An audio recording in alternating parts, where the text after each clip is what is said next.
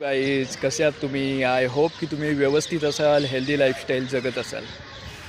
तर मित्रांनो, तुम्हाला त्या कंदील घेऊन मंदिराकडे जाणाऱ्या माणसाविषयीची गोष्ट तर माहितीच असेल. तो माणूस आहे, तो कंदील घेऊन जात असतो रात्रीच्या वेळेस आणि तो बोलतो की अरे माझ्याकडे एवढं प्रकाशच नाही माझ्या कंदिलाला की माझा कंदील तिथपर्यंत पोचू शकेल त्याचा प्रकाश. तर मग मी कसं काय एवढं लांब जाऊ? आणि तो एका जागी बसून राहतो.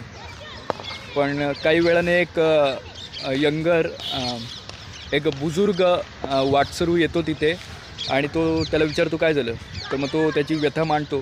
तर मग तो सांगतो अरे तुझ्या भलेही कंदिलाचा जो प्रकाश आहे तो तुझ्या 5 ते 10 मीटरच्या अंतरातच आहे, पण तू जसं जसं पुढे जाशील तसं तो प्रकाशही तुझ्यासोबत येत जाईल.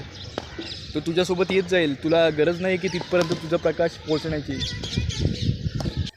तर मित्रांनो, आपल्या आयुष्याविषयी तसंच आहे की आपल्याला वाटतं की आपल्याकडे ती क्राफ्ट त्या लेवलची क्राफ्ट नाही आहे ज्या लेवलला ही लोकं लिजंडरी लोकं आहेत.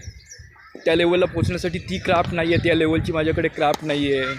त्या लेवलला माझा खेळ नाही आहे. त्या लेवलचं माझं नॉलेज नाही आहे आणि खूप साऱ्या गोष्टी नाही आहेत त्या लेवलच्या. पण तुम्ही त्यांच्यासोबत कंपॅरिझन करायची गरज नाही आहे तुम्हाला. तुमच्याकडे आता जे आहे ना त्या बेसिसवर तुम्हाला पहिलं पाऊल टाकायचं आहे. त्या बेसिसवर तुम्हाला दुसरं पाऊल टाकायचं आहे. तुम्ही दुसऱ्या पाऊलावर जाल तेव्हा तुमचं नॉलेज आपोआप गेन होत जाईल. त्या पावलापर्यंत गेल्यानंतर असेच तुमचं नॉलेज वाढत जाईल. तुम्हाला लोकं भेटतील, तुम्हाला गायडन्स भेटेल, वेगवेगळ्या गोष्टी भेटतील आणि तुमचा प्रकाश वाढत जाईल. तुम्ही नक्की तिथपर्यंत पोचाल. पण आता इथं बसून तुम्हाला विचार करायची गरज नाही की तिथपर्यंत कसं पोचू मी, माझ्याकडे तेवढं नॉलेज नाही, तेवढी प्रॅक्टिस नाही आहे.